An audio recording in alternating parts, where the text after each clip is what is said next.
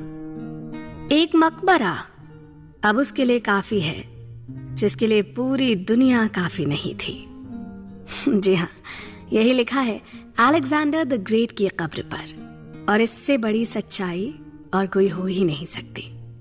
हम सारी जिंदगी बस कुछ और के पीछे भागते हुए गुजार देते हैं, बिना ये सोचे कि क्या हमारे पास जो है वो काफी नहीं। और बात हो रही है रुपए, पैसे, धन संपत्ति से जुड़ी उन तमाम बातों की जो हमें एक बेहतर इंसान बनने में मदद कर सके। बात हो रही है मॉर्गन हाउसल की लिखी बेस्ट सेलिंग किताब द साइकोलॉजी ऑफ मनी की। हमारे समाज के सबसे धनी और शक्तिशाली लोगों के लिए आज जो पर्याप्त है उसकी कोई सीमा नहीं है। अमीर बनने के लिए सीमाओं को समझने की जरूरत है और ये जानना भी जरूरी है कि आपके लिए पर्याप्त क्या है।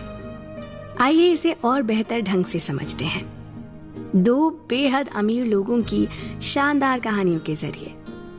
ये वो लोग हैं जिन्होंने और अधिक पाने की खोज में अपना सब कुछ खो दिया, सिर्फ इसलिए क्योंकि उन्हें लगा कि उनके पास पर्याप्त या काफी नहीं है। तो शुरू करें। पहला उदाहरण रजत गुप्ता का है। रजत का जन्म भारत के एक शहर कोलकाता की मलिन बस्तियों में हुआ था और किशोरावस्था में ही वो अनाथ हो गए। अपनी छोटी सी शुरुआत के बाद कुछ ही सालों में वो दुनिया की एक बेहद प्रतिष्ठित फर्म के सीईओ बन गए। 2008 में उनके पास $100 मिलियन से अधिक संपत्ति थी। वो उस तरह के पैसे से कुछ भी कर सकते थे, पर शायद वो पैसा उनके लिए काफी नहीं था। अब वो एक अरबपति बनना चाहते थे।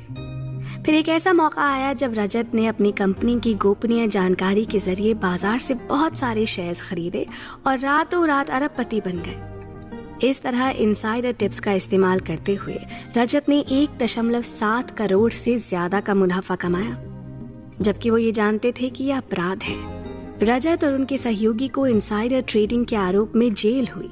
साथ ही उनका पैसा, करियर और प्रतिष्ठा पूरी तरह से बर्बाद हो गए। आइए अब सुनते हैं दूसरी कहानी, जो है बर्नी मैडॉफ की कहानी। मैडॉफ का नाम धोखाधड़ी की दुनिया में बदनाम है। चार्ल्स पॉन्जी की तरह वो भी पॉन्जी स्कीम्स के महारथी थे। उन्होंने अपनी इन योजनाओं के जरिए कई निवेशकों को ठगा। इस तरह लंबे समय तक धोखा देकर उन्होंने बेइंतहा पैसा कमाया, लेकिन एक दिन उन्हें भी जेल की हवा खानी पड़ी। मैडॉफ ने दिसंबर 2008 में दुनिया को चौंका दिया जब उन्होंने स्वीकार किया कि उनका इन्वेस्टमेंट बिजनेस एक $multi-billion पॉन्जी स्कीम है। उन्हें मार्च 2009 में दोषी ठहराया गया और 150 साल कैद की सजा दी गई, और इसी साल अप्रैल के महीने में उनकी जेल में मृत्यु हो गई। क्या आप जानते हैं कि इस धोखाधड़ी से पहले रजत गुप्ता की तरह वो भी एक सफल व्यवसायी थे, पर वैध रूप से सफल और धनी होने के बावजूद इन दोनों ने ही गलत रास्ता चुना। सवाल ये उठता है कि रजत और मैडॉफ जैसे लोग जिनके पास पहले से ही करोड़ों की संपत्ति हो, आखिर इतने हताश क्यों होंगे कि अपने लालच के लिए सब कुछ जोखिम में डाल दें। लाचारी या गरीबी में किया गया अपराध इससे अलग है। अपना सब कुछ यूं दांव पर लगाना सिर्फ मूर्खता है। ये सच है कि ये काफी दुर्लभ और अनोखे मामले हैं। हम में से हर कोई शायद इससे संबंधित भी ना हो, लेकिन इन कहानियों से हमें ये सीख मिलती है कि हमें पर्याप्त होने के महत्व को समझना चाहिए।